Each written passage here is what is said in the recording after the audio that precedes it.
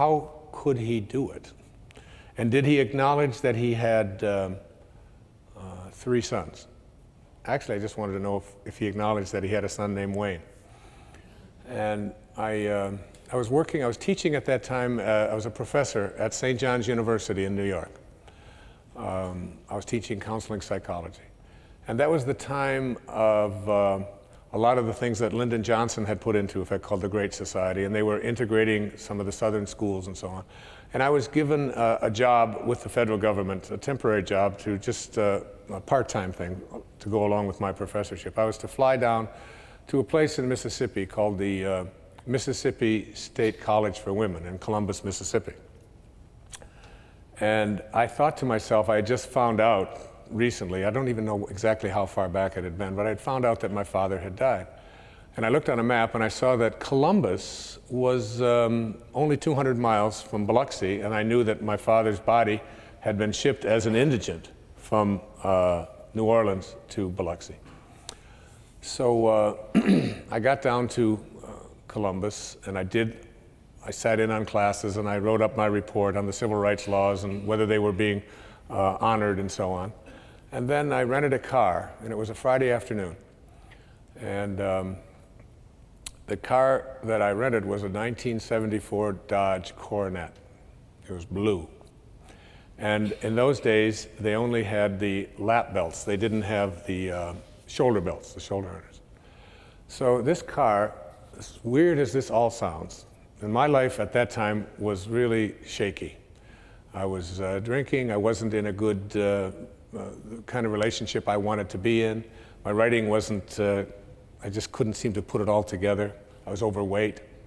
I had very little discipline, and I was very much ego involved in my life.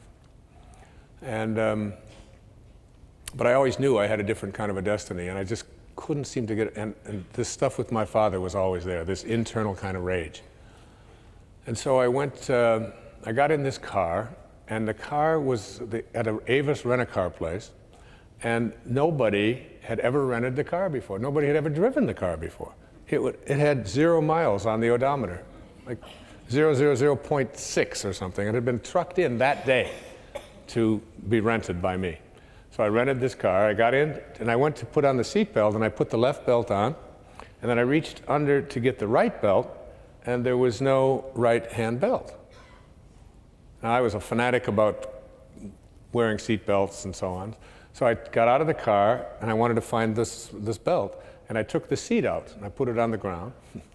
And there, taped to the floorboard of the car, was a plastic, wrapped in plastic, was the buckle. And there was a rubber band around it, and the whole thing with masking tape was taped to the floorboard of the car, I guess to protect it from cutting the upholstery or whatever. So I took the stuff out, I took the rubber band off, I got the whole thing out, I put it up, put the seat in, reached in to put the buckle on, and inside of the buckle, there's a business card in this brand new car. And I looked at the card, and it said, Candlelight Inn, Biloxi, Mississippi. And on the back, there was a map imprinted on how to get to this Candlelight Inn. And I just had one of those flashing kinds of strange moments and said, that's weird. But I didn't think any more about it. I just put it in, and I said, somebody at the factory, whatever it is, and I put it in my pocket. I said, but I'm going to Biloxi. So I drove to Biloxi. It was a Friday afternoon, and at the end of August, and I pulled into the outskirts of Biloxi. Welcome to Biloxi. And I pulled over, and there was a gas station there. I drove into the gas station. There was a telephone with a yellow pages, and I went and looked up cemeteries. It's the only clue I had. And there were 3 listings, 2 very large listings and 1 real small minor listing. So I called the 2. There was no answer at the first. Nobody answered at the cemetery. Second one I called was busy. So I called this tiny little number, and this man came on. And I said, and he had a southern drawl, and I said, I'm calling to find out if there's a Melvin Lyle Dyer who died in 1964. I believe that was the exact date. And would he be buried at your cemetery? And he said, well, this isn't really a cemetery, but they do bury people here. He said, I'll check. And he was gone for at least 10 minutes. And he came back, and he was rifling through Coca-Cola boxes that they had brought Coca-Cola in. This is how they filed things in Mississippi in those days. And he said, I found your father's record. He was buried here in 1964. I said, well, I'm on a journey as my father. I've been searching for my father for my whole life. I would just like to go to, where he's buried. He said, well, it's not really a funeral home. He said, your father is buried on the grounds of the Candlelight Inn. It's a true story. So I reached in my pocket and I said, I've got a map. And I drove to this little place. This was like the turning point in my life, and when I began to believe in the active side of infinity. And I went to this little marker on the ground. There wasn't even a gravestone there, just a little marker. And it said Melvin Lyle Dyer. I'm not exactly sure of these dates, but I'm pretty sure it's 1914, 1964. And I stood there, and when I went in, the man said, well, he said, you can leave. When you do, just put the chain up over the fence and over the driveway with it. And I said, okay. And I was there, it was about 5:15 or so, and I stayed there for almost 3 hours. It was dark now, it was 8 o'clock. And I just cursed at my father. And I just stomped on the ground, and I just said, how could you have done this? And what was in your mind? And how could you just leave, and why didn't you ever call? And and it was like this tearful, very powerful turning point, peak experience in my life. And then something came over me, and I remember what Mark Twain said about forgiveness. He said, forgiveness is the fragrance that the violet sheds on the heel that has crushed it. And something came over me that had never come over me before, and I said to my father, I forgive you. I don't know why. I said, from this moment on, for the rest of my life, I will send you love. I will only see you in a loving light. And I put the chain up, I drove out, and I went home. I flew back up to New York, took a very brief sabbatical of about 2 weeks, and I went down to a place in Fort Lauderdale, Florida, called the Spindrift Motel. I checked in, and I wrote a book called Your Erroneous Zones.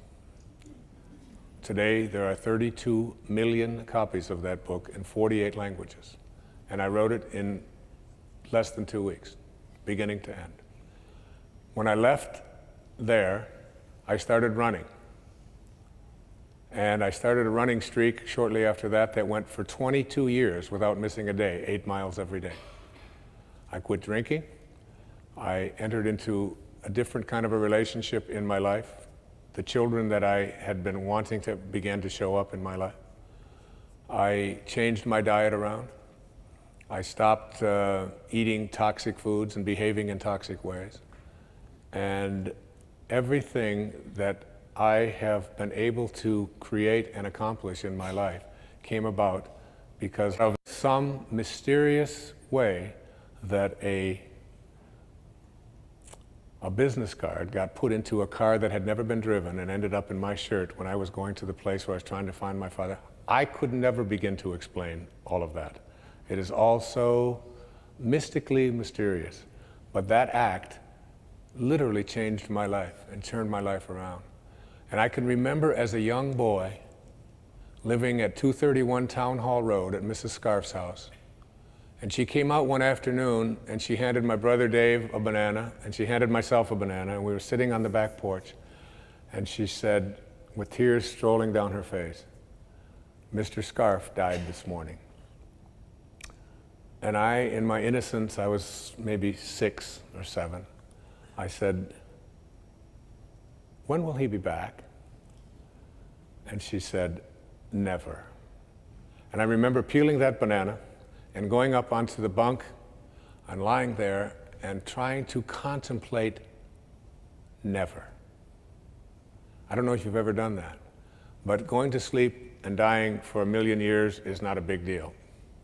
But never, never, and that was when I began to see my infinite nature and began to live on that active side of infinity. Today, with what happened with my father, that act of forgiveness was the most important and powerful tool that really propelled me into the purpose that I'm here for and allowed me to intend this program and the book that I have written and all of the other things that have been accomplishments in my life, including my children, including everything that I hold to be dear, including my health, including my ability to speak without notes, including my voice. All of it came about because of that act of forgiveness and living my life from that moment on the active side of infinity. I no longer live in a body that I believe is not going to die. I know it will, but I also know that it's not me. I am totally, completely at peace with that.